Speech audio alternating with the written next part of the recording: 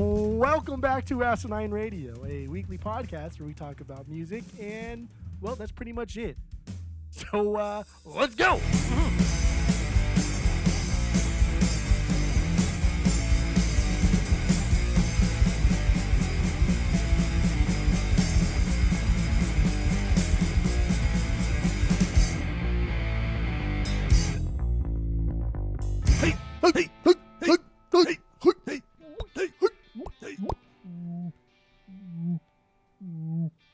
This is Asinine Radio. This is the weekly music podcast where every week we get into our Fearless Beer Review. We get into the vinyl stuff we picked up, stuff we've been listening to. Jeff was out here last weekend, so we went to a record show. We got some good records. We sold a lot of records. We listened to a lot of records this weekend. We ate a shit ton of pizza and drank a lot of beer.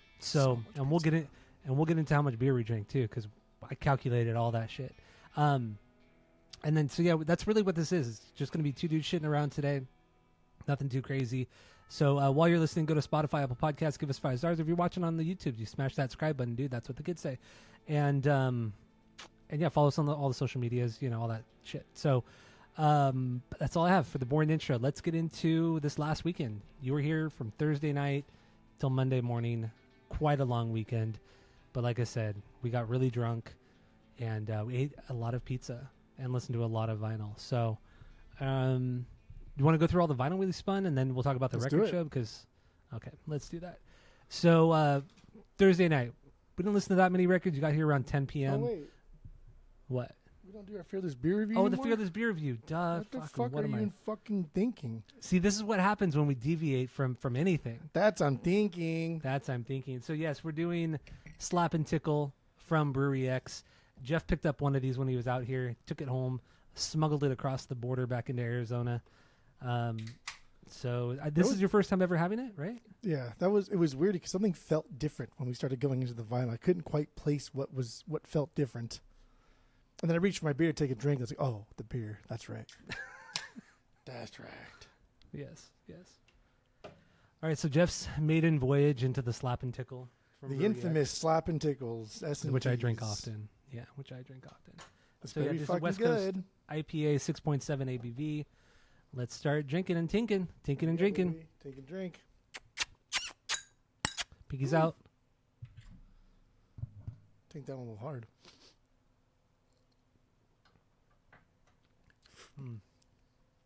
Solid. That's a West Coaster.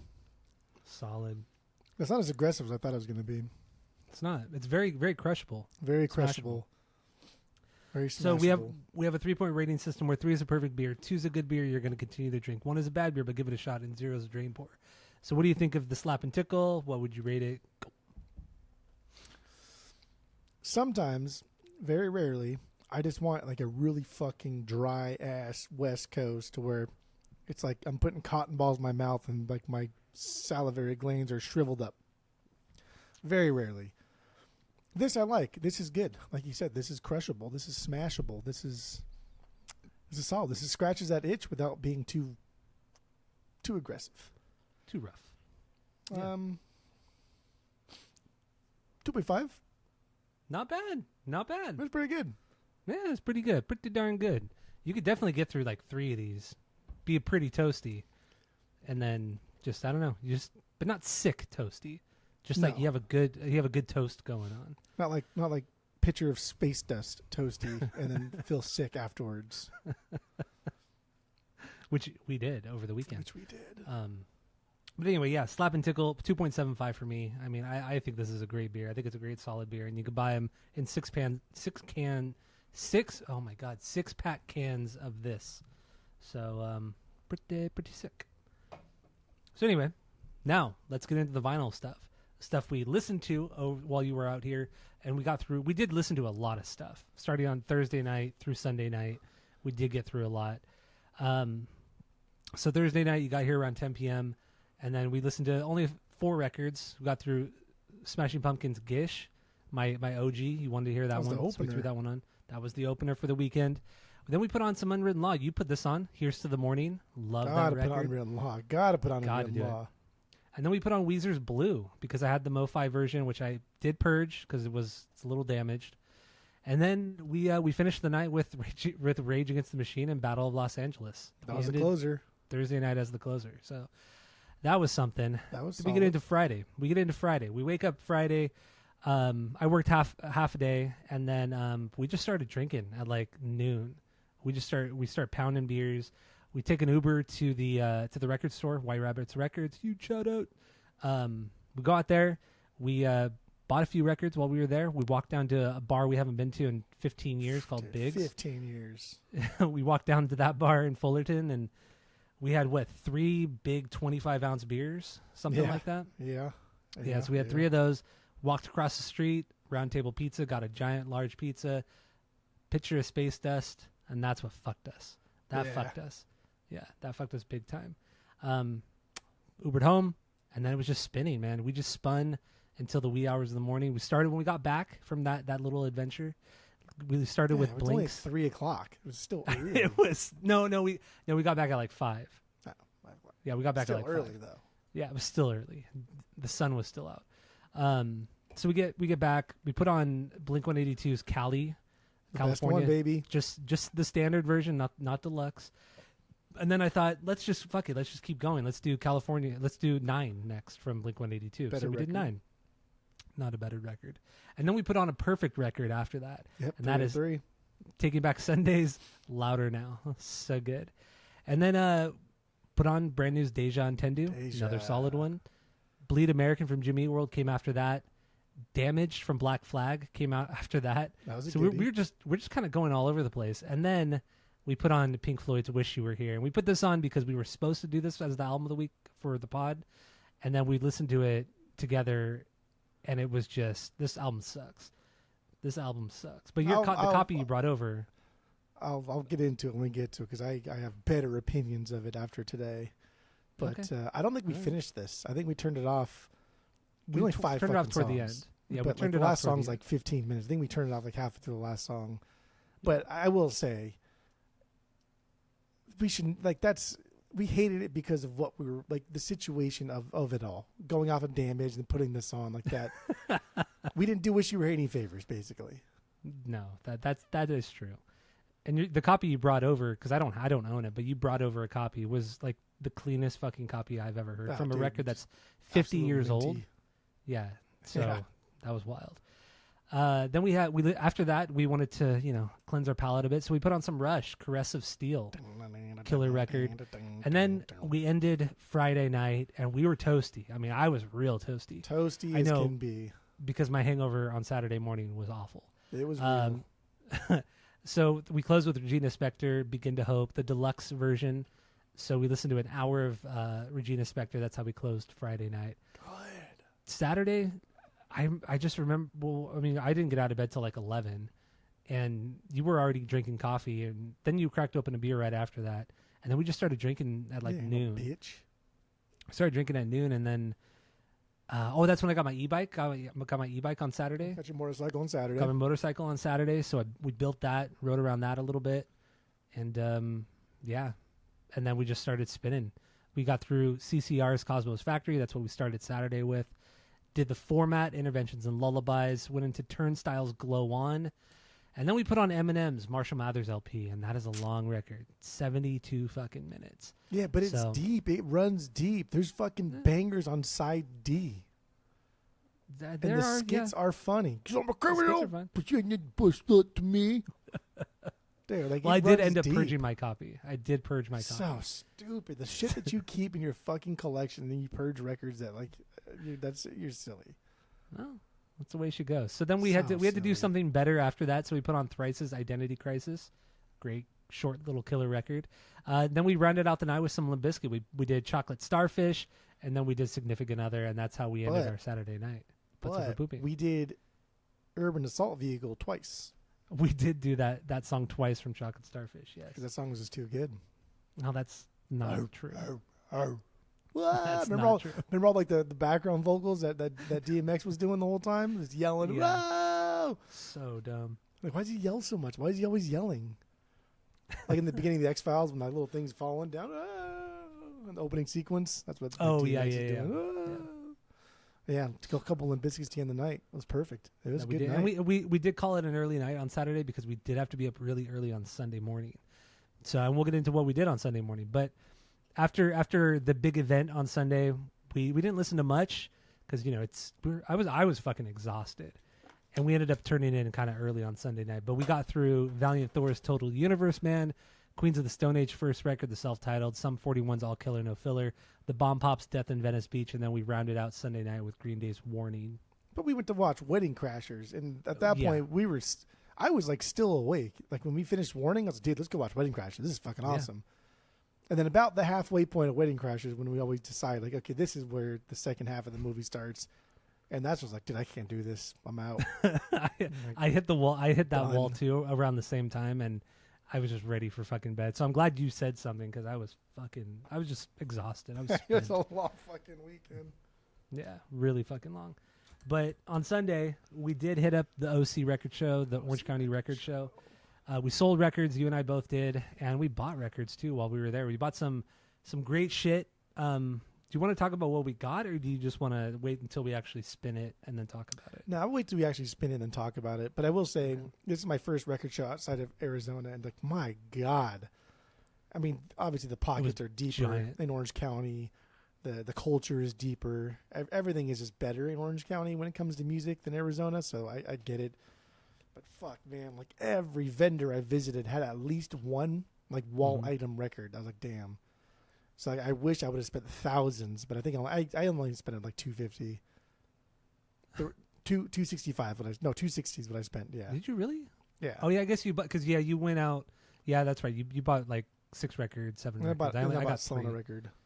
Oh, too. that's right. You did. You got on that soundtrack. But I was I was impressed at just like these people. Like, you're sitting on this, man. Fuck. Yeah. And then there was that God. booth there. I mean, it was the record show was way bigger than I expected. Way more people than I was expecting to. And then the artist, I always forget his name. The guy Derek who did Riggs. Derek Riggs, the guy who created all of the Iron Maiden artwork, was All the doing a Eddie signing. shit. Yeah, he was doing a signing separately from the show, but it was within the show, so you had to pay extra to get shit signed. And I swear, maybe 700 people were in line waiting for him. I mean, it was just $40 an autograph if you want to just bring your own shit and have him autograph. He was also doing little doodles for like $70. He would draw you like a personalized rough Eddie sketch, like a quick thing. And I saw some of them. You saw some of them. Some of them were They're cool, fucking cool. Yeah. I was like, that's cool. Like, if you really, really liked him and he did that for you, that's fucking rad. Yeah. But Really that guy cool. cleaned up. That Seriously, guy made dude. so much Dude, money. let's say 700 times $40. What is that? $20,000. $28,000? Would that Yeah. be? Sometimes, fuck. yeah, $28,000. $28,000 in 5 hours. He was there only for like 5 hours, I think. 6 hours. Dude, and most of them are paying cash. So the guy's just, fuck. Just man. raking that in. Yeah. I could not believe how many people showed up for that guy. I know. I was really, really surprised. But then it was also like the theme of the record show because almost every single vendor had at least one Iron Maiden like sticking out like on their Yeah. like as a wall item. Yeah.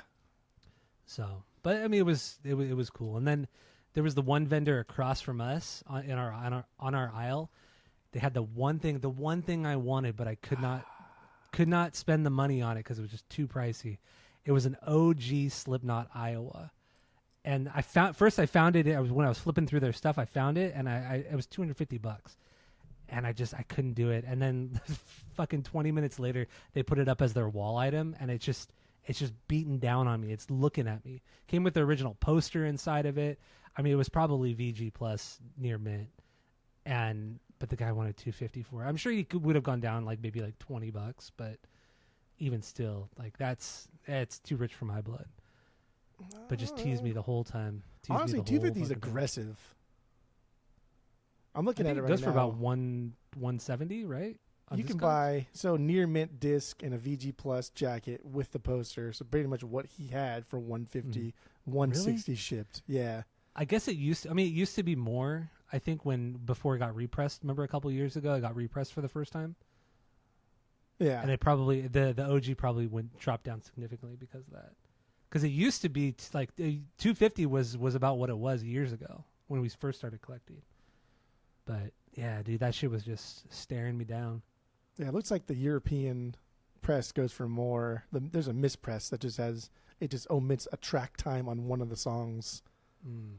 But I mean, country of origin, I don't know. I wouldn't care too I much would rather about have that. a U.S. press. Yeah. But Yeah, I so would rather. I think you were smart and just waiting on that instead of paying. If it was like 200 and you talked him down to 150, that's fine. But 250, talking to 100 or 200, that's still you're still paying like a pretty pricey premium. Yeah, but I mean the records he had. I mean he probably had 15 boxes, 16 boxes on his table, and it was like all just first pressings of killer metal records, punk records, just shit you don't normally see, especially in the wild. Like a lot of that shit I've never seen in the wild. Yeah. But I mean, it was high end shit. And you said that it was from his personal collection. I think that's what you said, right? Yeah, he's a longtime collector, and I like to see longtime collectors like that. Just like, all right, because I think he was doing it with his daughter. I hope it was his daughter. She was really, really young. I thought it was his wife. I don't know. He looked old and ugly, and she was younger and not ugly. So, but you never know. I don't know. Hopefully, it's his daughter. But it's cool to see old guys like bring their families along and kind of like purge the collection, thin it out. Like some of these older guys, especially the older guys, like this is like their life. Like this is like you know, they've been collecting for decades and decades, and when they get rid of stuff, they like to do it at record shows like this. Because they like to talk and they like to hang out in the parking lot before the show. They like to hang out in the parking lot after the show. They like to go from, you know, store to store and kind of just putz around, talk to the owners, kind of like what we do to Desi, but like if you're gonna do it like on a weekly basis. Yeah. So I don't know. It's fun and all. It's not my life, I guess. It's true. Yeah, it's definitely not mine either.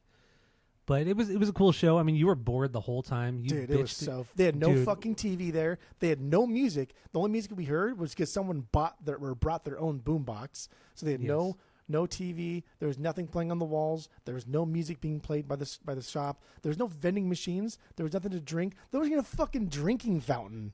No, there's nothing. And there was no food. Like what the for 6 fucking hours they had a snack bar, but it wasn't open. So everyone's like there early, right? And we're all tired and kind of cranky. Coffee would have helped, but no. Like, come on, bro. Come on. We showed up at 8 a.m. Or you mostly lugged everything in because you got there before I did. And we everything's at our booth, at our booth and everything. And we started unloading. And the moment we start putting stuff onto the table and taking the lids off of the boxes, you're like, this is fucking sucks. Like you started bitching like within minutes. It was the whole fucking show. You were just like, 6 this is hours. so fucking stupid. This is so fucking dumb. Oh my God. 6 hours of just torture. Just sit there, do nothing. Made really good money. And then you're like moving around. You're just like, dude, I just cannot sit still. I cannot do it. You were so fucking dramatic about it. I'm not like an office person. I can't fucking sit still. You would never survive in an office setting ever. Too fidgety. I got to get up and walk around. And also like record shows too. It's just like you talk about the same fucking thing with everybody and oh my God, blah blah blah. Do you have this? Do you have this? Just look, bitch. You don't have that much to look through, so I know, my God. Just do it. And what else are you gonna do for the next 6 shit hours? Too. Do you have Marillion? Do you have Savoy Brown? Like, bro, those are like $5 records. I know. Piss off. Go to fucking White Rabbit down the street. Fuck out of here. Find it for $1 probably. But no, it was good. Saw a friend of the pod, Tracy. He doesn't listen to the pod, but he works at White Rabbit. He's there all the fucking time. You think he owns the shop. But yeah, I talked to him for a while. Good talk. Hanging out. So I think he was very impressed by the booth, by your booth. Because it was mainly your stuff. I had one box of shit. You had 15 other boxes. So it's your booth, but he seemed genuinely impressed. He made a couple comments about like various records. There was some where he's like, "This goes for 50?" And then I made a mental note, and then when I got back to my house with my laptop, I looked. There was like 4 of them. I looked them all up. I was like, no, that's like really fair for that. Like I don't. Like, no, like there was one like some punk like 80s UK record or a band, but it was UK first that was going for 50. And he's like, this goes for 50? Oh. And they put it right back. I was like, maybe it doesn't. And I looked it up. I was like, dude, like cheapest you can buy a disc golf is like 65. Ooh, that's good. So I felt good. I felt nice. He still doesn't know you own a record store. We still haven't revealed that yet. We haven't lied about it though. We haven't lied about it. He hasn't. We haven't lied about it. Yeah, it's true. I think he'd be fucking surprised if he found out that I owned a record store. Oh fuck! But yeah, no, it was a good day. It was a good day at the show. Yeah, a little boring at times, but you and I both found like really good shit that we did not expect to find at all at this show. I missed out on one thing. I really wanted that JFA, and I missed it by like 2 minutes. Seriously, by like 2 fucking minutes. I wanted that Manic Hispanic, and I missed that one too. Yeah, you missed that one too. Yeah, yeah, the Menudo incident. I think the coolest record that I saw there was one guy who just had a fuck ton of Sabbath. Mm-hmm. He had like the cleanest copy of Sabbath that I've ever seen, and it was a UK first, just clean as a whistle. But he wanted $1,500. That's a little pricey. That's real fucking pricey. Way too pricey. Like whenever we do like shows or whatever, and we buy stuff, you know, it's like it's expected that David and I will buy things. I wonder what he would say. Like, oh, I bought this. How much was it? $1,500.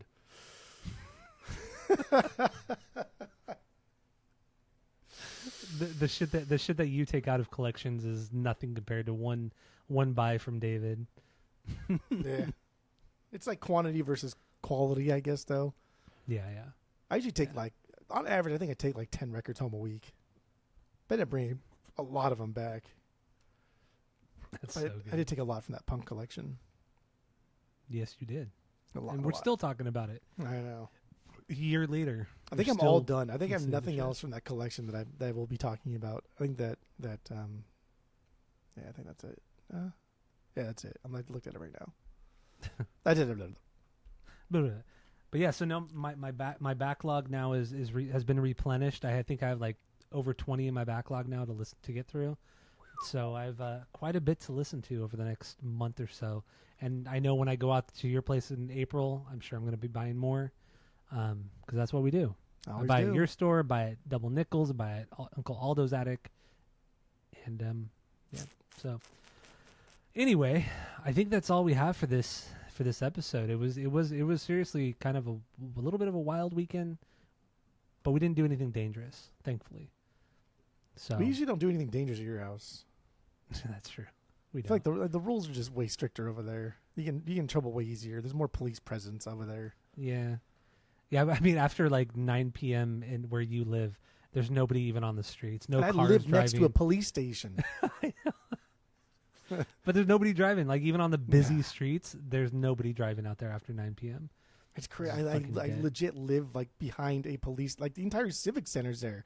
Like town hall's there. Fire department headquarters is there. Police headquarters is there. And then we still just like kind of drunkenly drive the golf cart and go to Buffalo Wild Wings or go to CBCV's. It passes everything. Ballsy move. Yeah. All right. So yeah, I guess that's it. That's all we have for this episode. That's it. That's all, kid. It was a shorter one, but that's okay. Thank you all for listening. Go to Spotify, Apple Podcasts. Give us 5 stars. If you're watching on YouTube, you smash that subscribe button, dude.